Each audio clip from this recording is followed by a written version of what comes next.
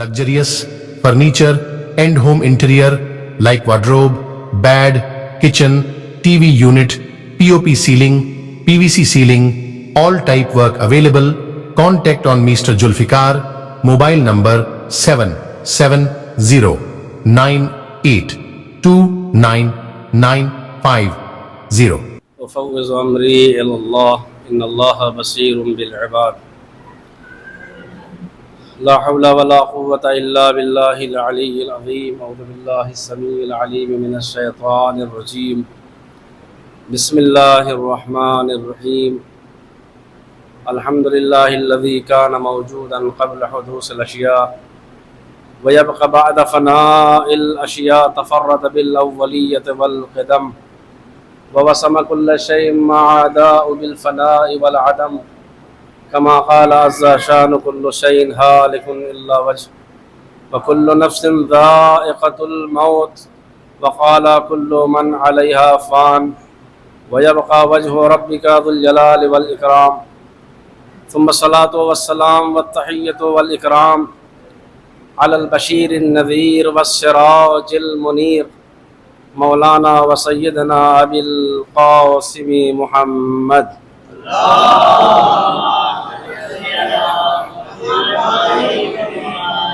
وعلى أهل بيته الطيبين الطاهرين المعصومين المظلومين ولعنة الله على أعدائهم ومنكر فضائلهم وغاصب حقوقهم أجمعين من الآن إلى قيام يوم الدين أما بعد فقد قال الله سبحانه الحكيم في كتابه الكريم بسم الله الرحمن الرحيم الذي خلق الموت والحياة ليبلوكم أيكم أحسن عملا صلوات بمحمد وآل محمد.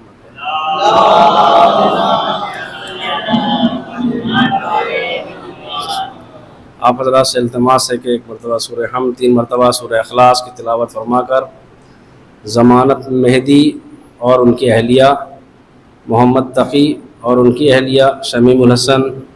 اور ان کی اہلیہ اور تمام اعزاء و اقارب اور جملہ مرحومین و مرحومات جو مومنین میں تمام کی روحوں کو احسان سن.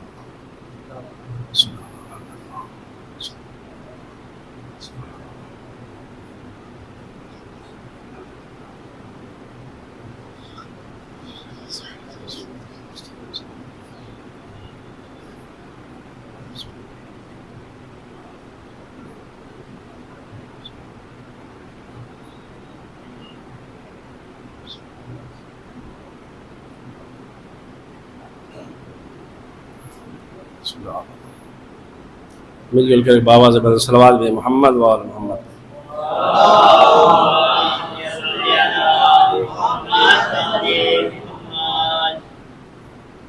حضرات گرامی قدر، بہت مختصر سے اور بہت کم وقت میں اپنی تمام معروضات کو آپ کی خدمت میں پیش کر کے 20-25 منٹ اللہ رب العزت ارشاد فرما رہا ہے الذی خلق الموت والحیات لیبلوکم ایکم احسن عملا، کہ وہ پروردگار کہ جس نے موت کو خلق کیا اور اس نے حیات کو خلق کیا. اس موت اور حیات کو خلق کرنے کا مقصد اور اس کا ہدف یہ ہے تاکہ وہ اپنے بندوں کی آزمائش کرے، اپنے بندوں میں دیکھے کہ بہترین اعمال کے ساتھ کون اللہ کی بارگاہ میں حاضری دینے والا ہے. یہ آیت بہت ہی مشہور و معروف ہے، عام طور پر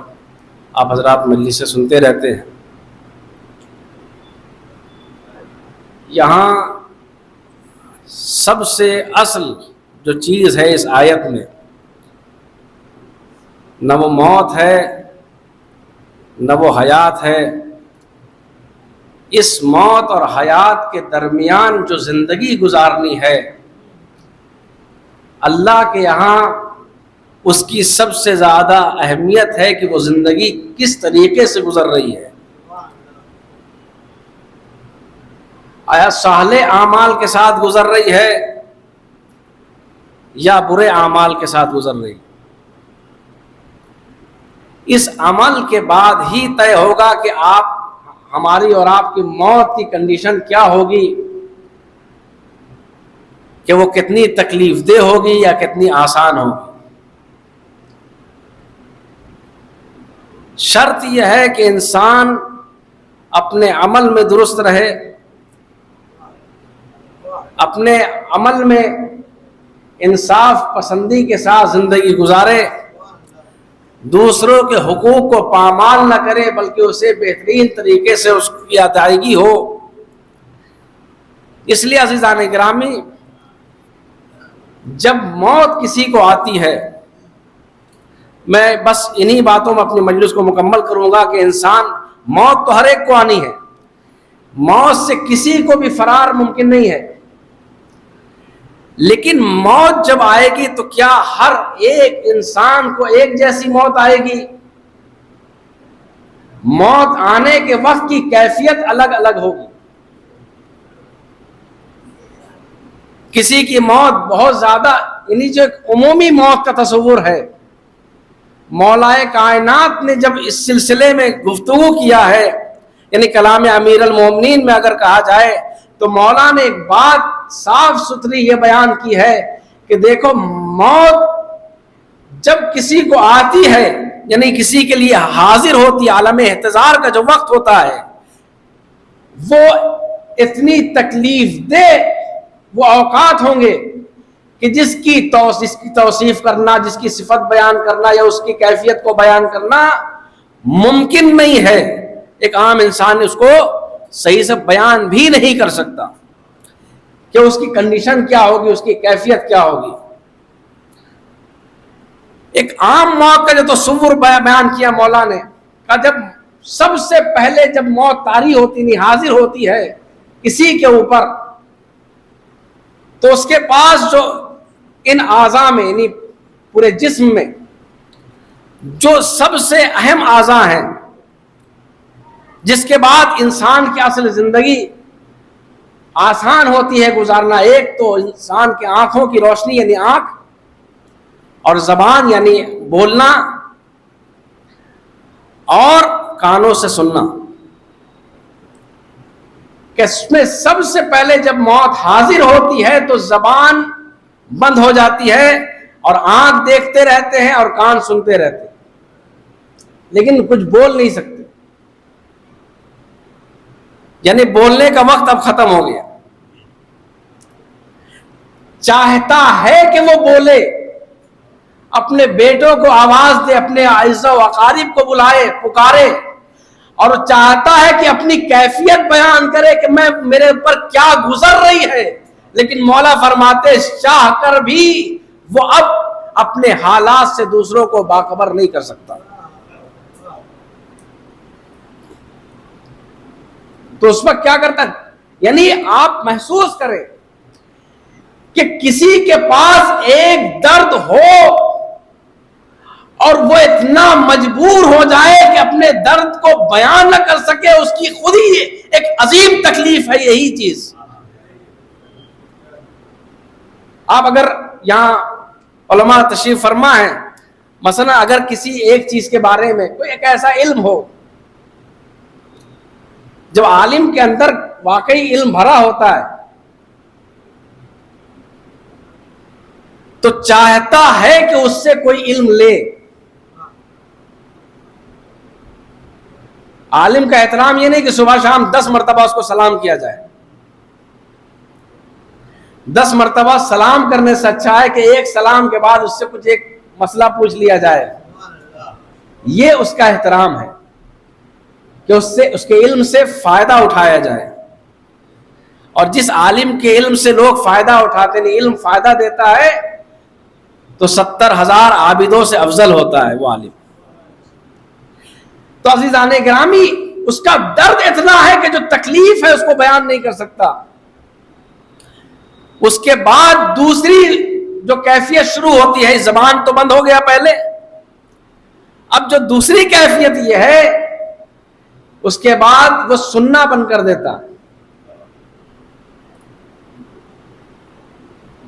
سننے یعنی یہ ایسا نہیں ہے کہ مثلا وہ کفن ہم پہنانا شروع کر دیا گیا ہے تو یعنی باقاعدہ، یعنی آپ جب ہم تلقین جو پڑھتے ہیں، تلقین میں کہتے ہیں اسمع افہم، سن اور سمجھ، یعنی اب بولنے کی اس میں حالت میں نہیں ہے، بس اتنا ہے کہ وہ سن سکتا ہے اور سمجھ سکتا ہے، اور سننے کی طاقت بھی بڑھ جاتی ہے۔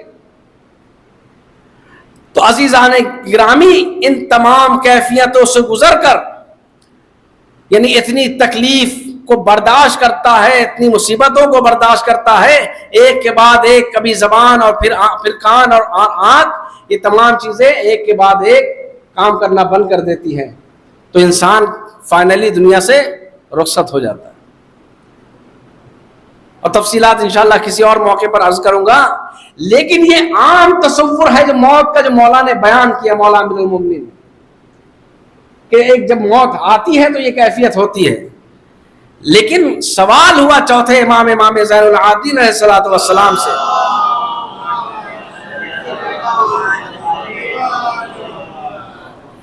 کہ مولا کیا یہی حالت ایک مومن کے ساتھ بھی ایسی حالت پیش آئے گی؟ ایک مومن کو بھی موت ایسے ہی آئے گی؟ تو مولا نے ایک روایت نقل کی ہے، حدیث قدسی کی روایت کو بیان کیا، فرماتے ہیں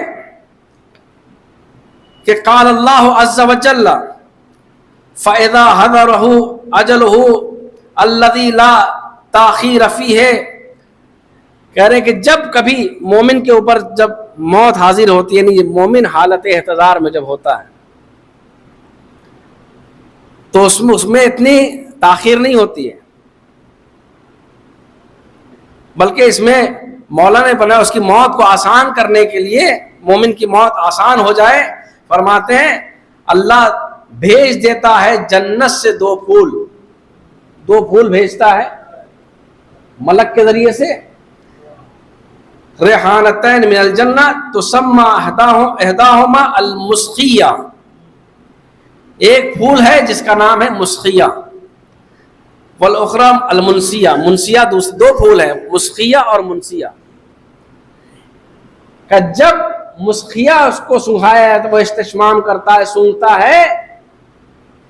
تو دنیا کی تمام مال و اسباب، دنیا کی تمام چیزوں سے اس کی رغبت ختم ہو جاتی ہے،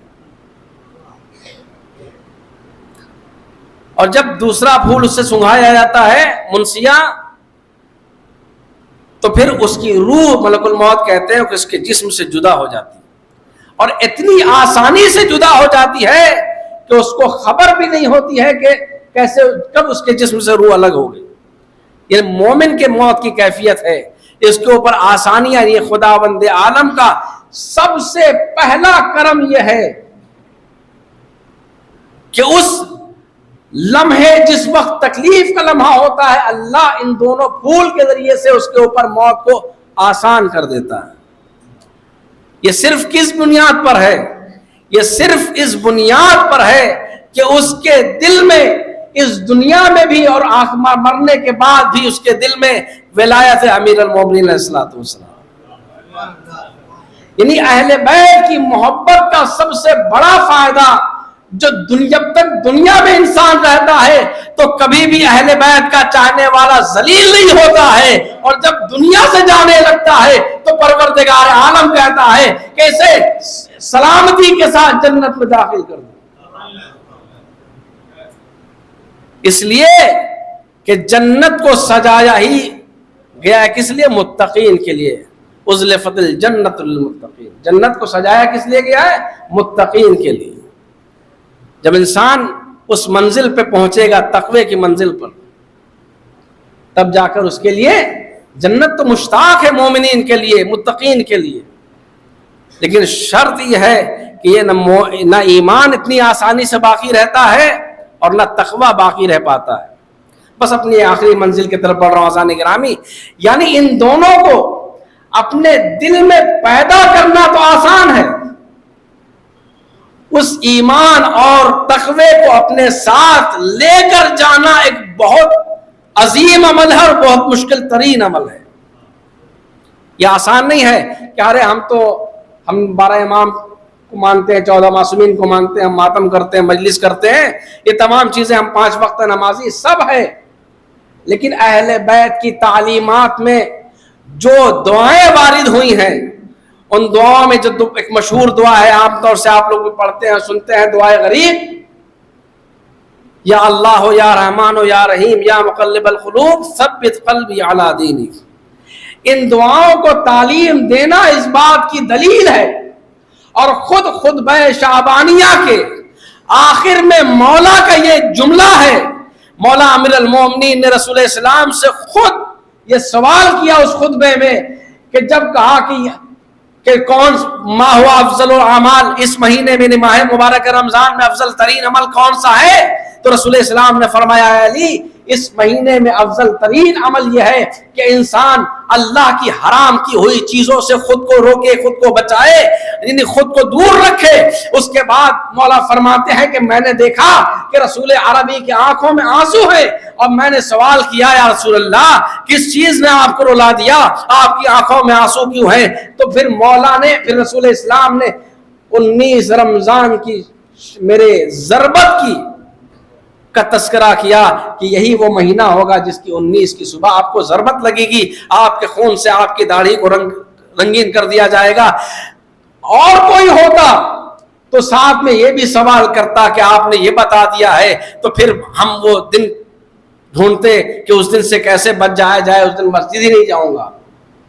لیکن مولا نے ایسے کوئی بھی سوال نہیں کیا موت سے بچنے کا. مولا نے کیا فرمایا؟ مولا وہاں فرماتے ہیں یا رسول اللہ بس اتنا بتا دیجئے کہ جب ضربت لگے گی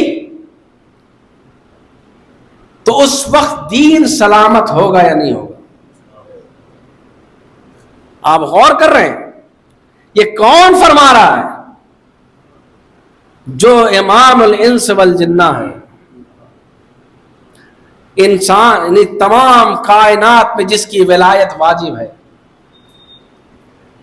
جس کے ولایت کی شہادت کے بعد انسان منزل ایمان میں داخل ہوتا ہے, وہ کیا فرما رہے ہیں یا رسول اللہ یہ بتائیے جس وقت ضربت لگے گی میں دنیا سے جا رہا ہوں گا, اس وقت میرا دین سلامت ہوگا یا نہیں ہوگا. اور ہم جیسے لوگ اگر یہ اطمینان کر کے بیٹھ جائیں کہ ارے ہم تو زندگی بھر ہم نے ماتم کیا ہے, مجلس کیا ہے, عزاداری کی ہے, یہ تمام کام کیا ہے, نماز قضا نہیں ہے, روزے قضا نہیں ہے, تمام کے حقوق ادا کر دیے, لیکن یہ گارنٹی کوئی نہیں دے سکتا کہ جب وہ دنیا سے جائے گا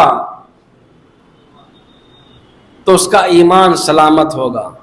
اس لیے ہر نماز میں ہر مومن کو چاہیے کہ اپنے اپنی عاقبت خیر کے لیے دعا کرے کہ اس کی عاقبت بخیر ہو, ایمان پر ہو, تقوی پر ہو.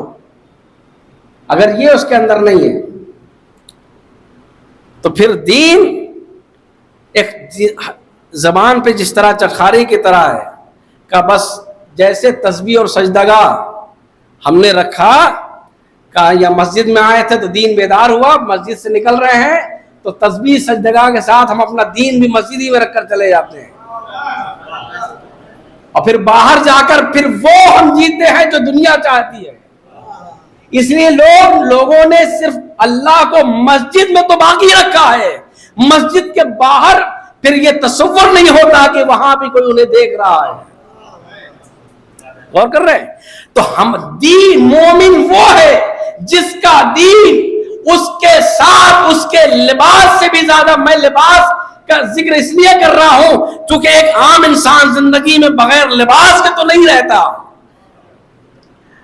بغیر لباس کے نہیں رہتا. کا کم سے کم دین کو اتنا تو اپنے اندر باقی رکھو جتنا لباس سے محبت کرتے ہو, کہ اگر لباس اتر جائے گا تو ذلیل ہو جاؤں گا. اسی طرح تصور ہونا چاہیے کہ جب لباس کے اتر جانے سے, لباس کے الگ ہو جانے سے ہم ذلیل ہو سکتے ہیں, تو اگر میرے اندر سے دین ختم ہو جائے گا تو ہم یہاں بھی ذلیل ہو جائیں گے, اللہ کے یہاں بھی ذلیل ہو جائیں گے. صلوات علی محمد آل محمد.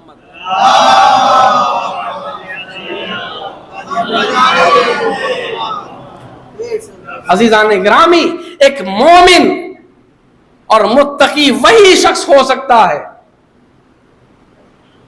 کہ جس کا دین اس کے ساتھ, یعنی ان خطبہ اور ذاکرین کے ساتھ نہیں کہ پڑھتے ہیں بہت آسانی سے، وہ لوگ پڑھتے بھی، ہم سنتے بھی ہیں اور واہ واہ بھی کرتے ہیں، کہ جب رسول اسلام نے غدیر کے موقع پر دعا کی اللہم وال من والاہ وعاد من وعداہ وانصر من نصرہ واخذل من خذلہ، دعا کرنے آخر میں کیا کہتے ہیں کہ علی کو ادھر موڑ، حق کو ادھر موڑ دے جدھر علی موڑے۔ تو اب جو عام طور سے بیان کرتے ہیں علی آگے آگے حق پیچھے پیچھے، علی آگے آگے حق پیچھے پیچھے، تو ان سے سوال کرنا چاہیے کہ اگر علی آگے آگے اور حق پیچھے پیچھے ہے تو پھر علی کے ساتھ کون ہے؟ حق کو تو ہم نے پیچھے کر دیا ہے۔ حدیث پیغمبر سے یہ ثابت ہوتا ہے کہ رسول اسلام نے فرمایا الحق مع علی والعلی مع الحق، حق علی کے ساتھ ہے اور علی حق کے ساتھ ہے۔ یعنی ساتھ کا مطلب کیا ہوتا ہے؟ کبھی دیکھا ہے کسی کو کہ بارش کا زمانہ ہو، کوئی انسان چھاتا لے کر نکلے اور چھاتا پیچھے ہو اور انسان آگے آگے ہو؟ ساتھ کا مطلب ساتھ۔ اگر آپ علی حق کو پیچھے اور علی کو آگے کر دیں گے اور اس پر ذاکر پڑھ بھی رہا اور ہم خوش بھی ہو رہے ہیں، واہ واہ بھی کر رہے ہیں، تو صرف حق کا مطلب کیا؟ اللہ حق، اللہ حق ہے اور اس کا رسول حق ہے۔ تو اگر حق کو پیچھے کرو گے تو تم کو علی سے پیچھے اللہ کو کرنا پڑے گا، علی سے پیچھے رسول کو کرنا پڑے گا۔ اسی لیے رسول اسلام نے فرمایا علی حق کے ساتھ ہے، حق علی کے ساتھ ہے۔ مطلب یہ ہے اب جدھر جدھر علی مڑیں گے ادھر ادھر حق بھی مڑے گا، نہ کہ علی آگے ہوں گے اور حق پیچھے پیچھے ہوگا۔ ایک صلوات بھیجے محمد آل محمد۔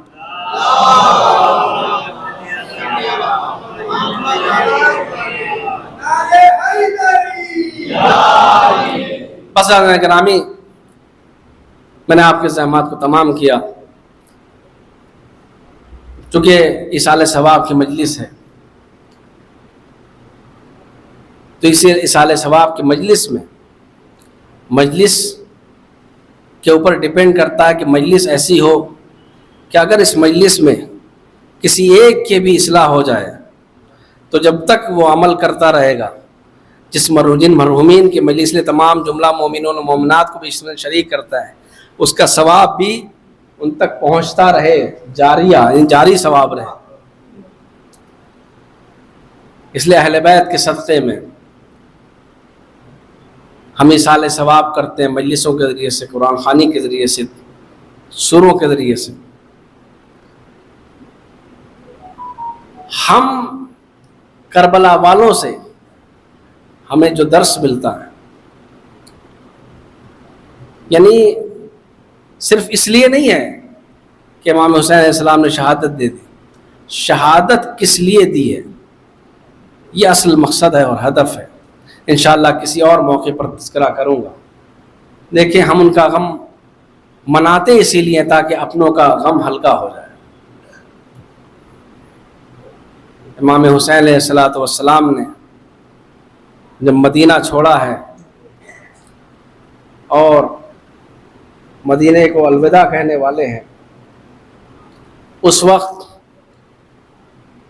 اعزا و اقارب میں بعض لوگ ایسے بھی تھے، چاہتے تھے کہ مولا مدینہ نہ چھوڑے، کسی بھی حوالے کسی بھی اعتبار سے مسئلے کو حل کر لیا جائے گا۔ لیکن امام حسین نے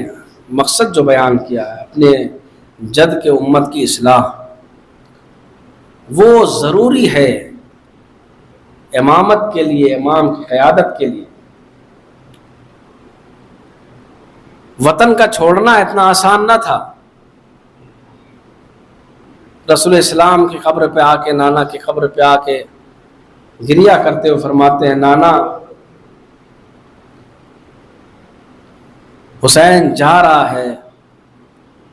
لیکن اپنی ایک بیٹی کو چھوڑ کر جا رہا ہے جو آپ کے روضے پر، آپ کے قبر کو کبھی اندھیرے میں نہیں چھوڑے گی،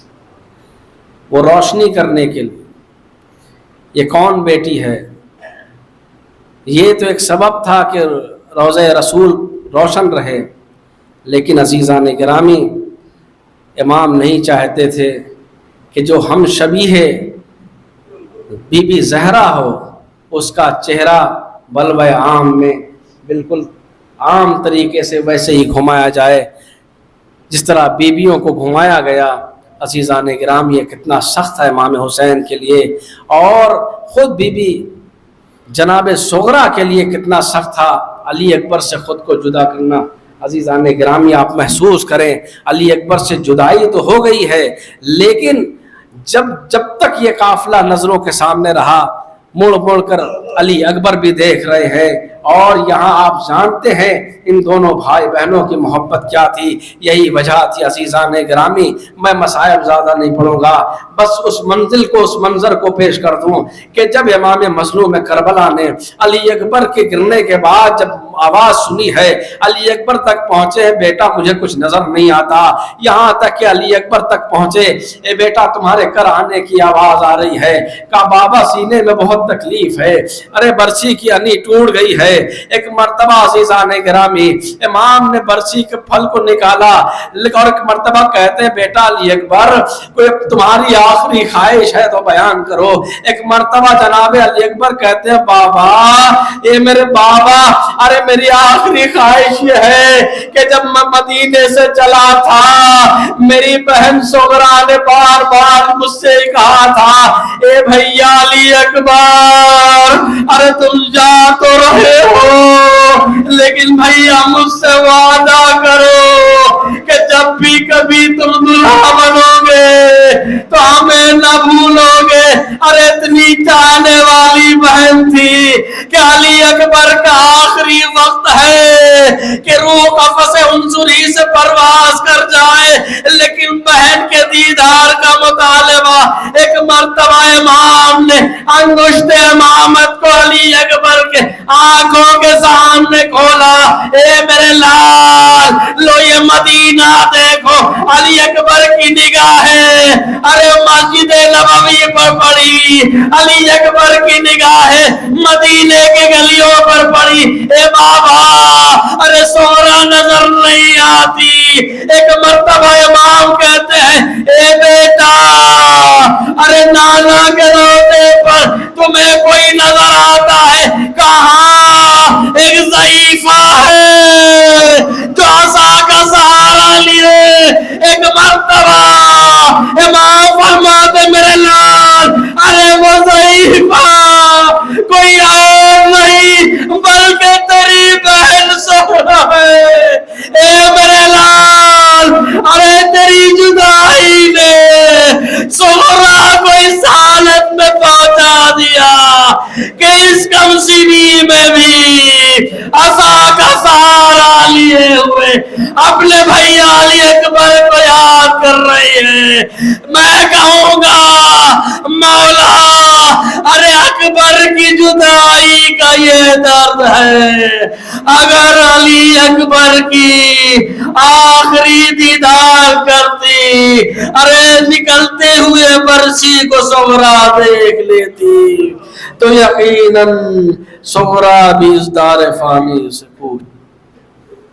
الا لعنت اللہ علی القوم الظالمین، سعام الذین ظلموا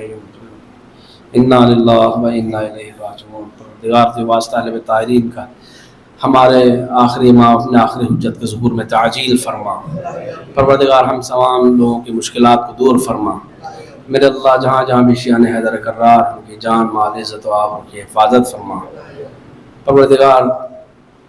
ایران اور بالخصوص ایران جتنے بھی مقدس مقامات ہیں، بالخصوص